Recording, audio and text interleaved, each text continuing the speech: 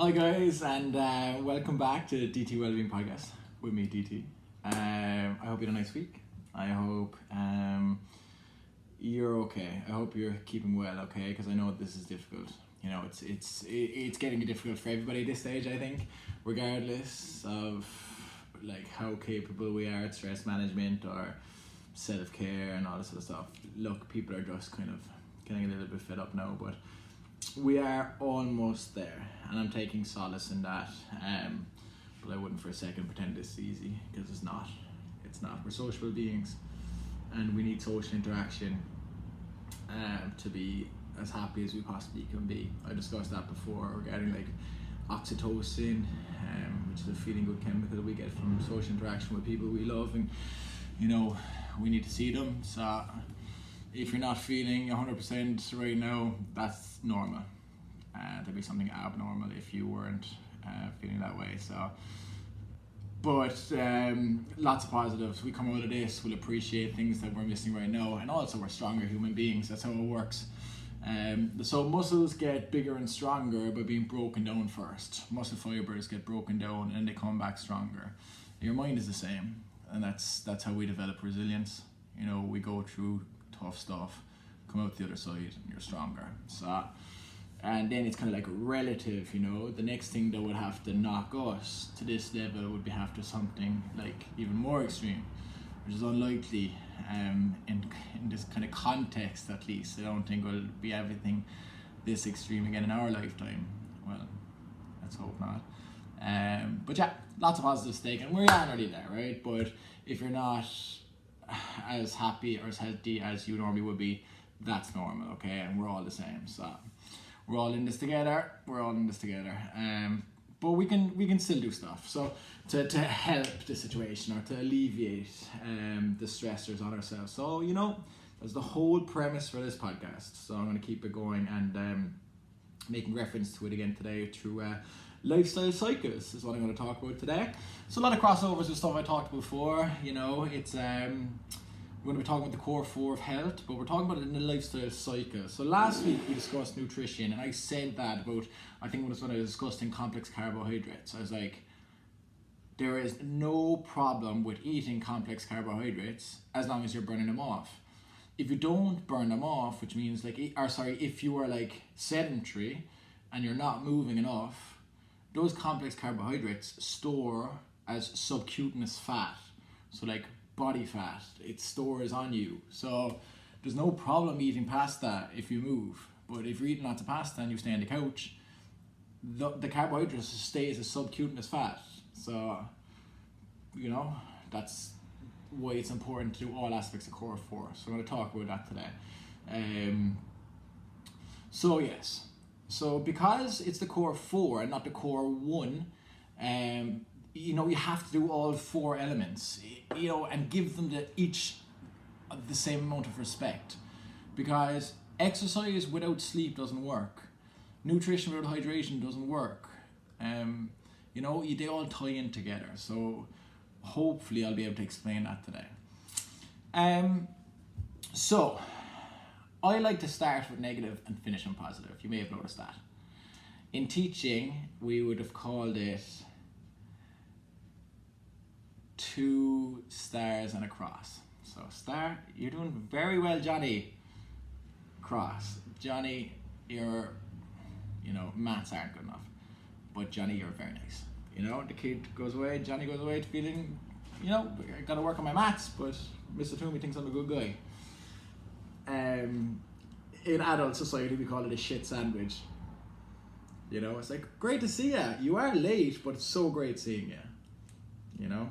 And then you get a change in behavior and people don't feel too bad, but they notice it. They're like, oh wait, he did say that, so next time I'll be on time.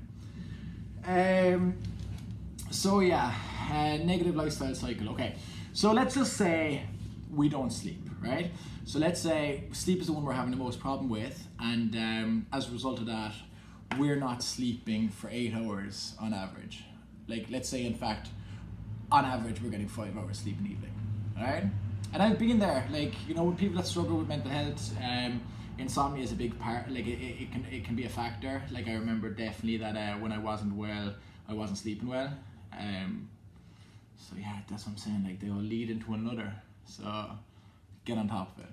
So if we aren't sleeping well, you wake up next morning and you are feeling lethargic, you haven't slept well, you're not rested or relaxed coming out of your bed.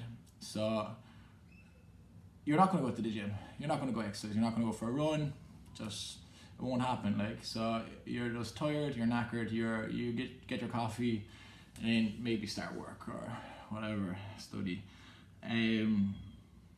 So yeah, you're feeling lethargic, you don't want to go to the gym, so you won't. As the day progresses, what the hell is this? Oh yeah, I have a new candle. What's this called? Candle wax or fucking whatever. The wick. So the day progresses. You had massive plans for productivity. It doesn't happen. You're knackered.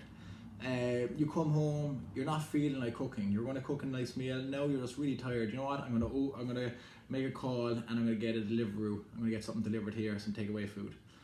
Takeaway food arrives. You stay on the couch. You eat the takeaway food, and it's shit. It's what I talked about last week. It's not nutritional. It's not contributing to your health and or growth. So, but you eat it. You know, in your head, that's dinner. So like something's been achieved. At least you've had dinner. But you know it's not nutritional. You didn't have to work to get it. No real satisfaction. You're not feeling that good after it. You're sitting on the couch and like, fuck it, today was shit. You know what? I'm gonna go to the pub and have a few pints, and I'll meet the lads, and I'll feel better about myself. You go to the pub, you have a few pints. The alcohol makes you better short term, so you get a little bit of a pick me up. I always say this with alcohol: you're just borrowing happiness from the following day. So yeah, look, I'm not drinking alcohol, but when I did, I reflected on that. I was like, right, like I'm always at like, let's say I'm at an 8. The alcohol might bring me up to a 9 short term, but the next day I'm at a 6. Like the trade off. So anyway, you go to the pub, meet your friends, pick me up. And yeah, great. And it is good crack while you're doing it. But you get home and you're going to bed later and you don't want to sleep as well. So alcohol helps us to get to sleep initially, but it interferes with the quality of our sleep while we're sleeping. So you'll drift off faster with a belly full of booze, but you'll wake up in the night and you might convince yourself, oh, I woke up to go to the bathroom. The alcohol woke you up. It's disrupted your whole quality of sleep, the alcohol. So then what happens next morning? You wake up again, you're knackered, you don't go to the gym, you don't eat right, bad habits, alcohol, like drugs, these things to make us feel good. That's a cycle, lads. Cycle. And it continues and it continues. And guess what? If you don't sleep, you don't exercise, you don't eat right, you don't drink right, over any significant amount of time, you have complicated, complex health issues. And you will not be able to avoid the repercussions. You will not be able to avoid the consequences of that lifestyle. There is no avoiding it. Like, a nice quote is like, if you don't make time for fitness, make time for illness. And if you have an unfit lifestyle, which that is, you can expect illness. You can expect to have medical issues, health issues. That is unavoidable. And it's a lifestyle. You're choosing that lifestyle for yourself.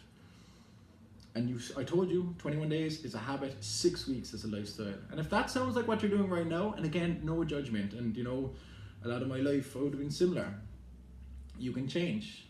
I'm testament to that. You can change. You can be whoever you want to be. But yeah, negative lifestyle cycle, guys. And when you get in, it's hard to get out. So try to avoid it if you can. And if you are in that cycle, just acknowledge that you are, and then go about changing it, and start with just something. And exercise, I feel, is a good start. So if you wanted to change into a positive lifestyle cycle from a negative, or if you just wanted to initiate a positive lifestyle cycle, I always start with the exercise, right? So you know me, I say exercise for 40 minutes minimum per day, depending on intensity. If you're going for lighter to moderate exercise, you have to bring that up to 60 minutes. 3 days a week you need to work out hard at that high intensity for 40 minutes, and then with 4 days a week, if you're doing moderate intensity, it has to be longer, right? So I exercise at high intensity probably every day.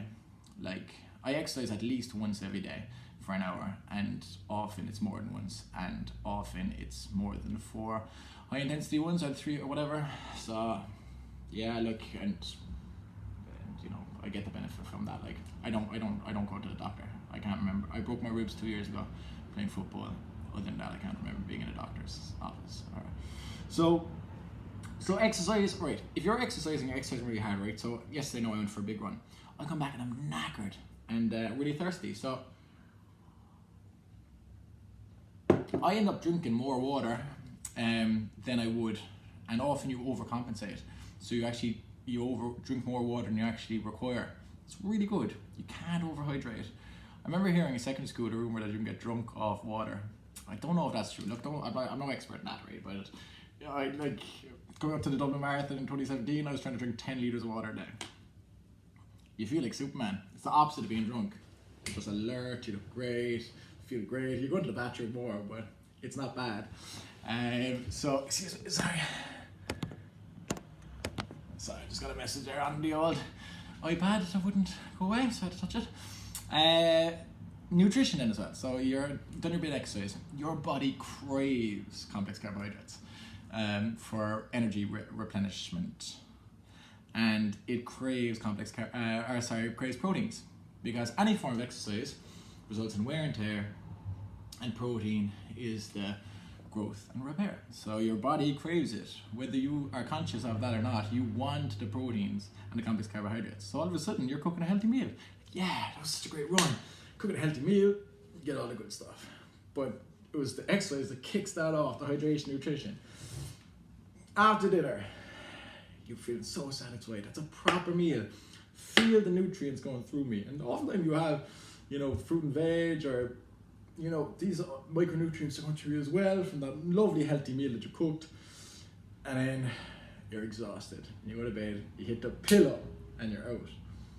And you sleep for 8 hours continuously with no interruption. And then you do that often enough into your lifestyle. And that's my life. That's how I live my life. I'm out as soon as I hit the pillow. I wake up 8 hours and I don't set an alarm, and it's 8 hours bang on all the time. So my body obviously knows that's the amount I need. And again, that's lifestyle, and it's a cycle. Exercise. I want the water. I eat the good nutrition, and then I sleep like a baby. And then the next day you do it, and the next day you do it, and the next day you do it. And that's a positive lifestyle cycle. And all those negative things that you might have experienced from your negative lifestyle cycle, I'm talking ill physical health, ill mental health, complicated health conditions, like all these problems, like, the poor quality of life. You get the flip side with the positive lifestyle cycle. You have good physical health, you have good mental health, you have less complications, you don't get sick as often, and if you did, you recover faster. You don't get injured as often. If you did, you recover faster. You're a better version of you. You are a better version of you. Healthier, happier, more efficient, more resilient, all the good stuff. And that's lifestyle. And we don't give ourselves enough credit. You can be whoever you want to be. Your lifestyle is more dictatory to who you are than your genes. You can change whoever you are. We put too much emphasis on genes and the pre-existing stuff we have when we're born, and that's a fixed mindset.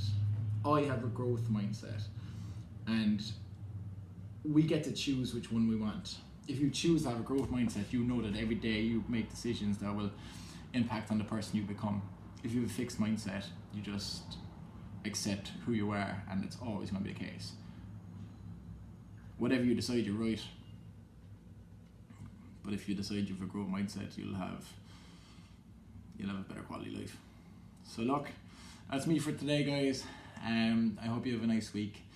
Keep smiling, keep doing the good stuff. Whatever makes you happy, whatever makes you happy, you do you. As long as you're not doing anybody else harm, you do you. And keep smiling, right? And I'll see you next week. It's nothing but love. Peace.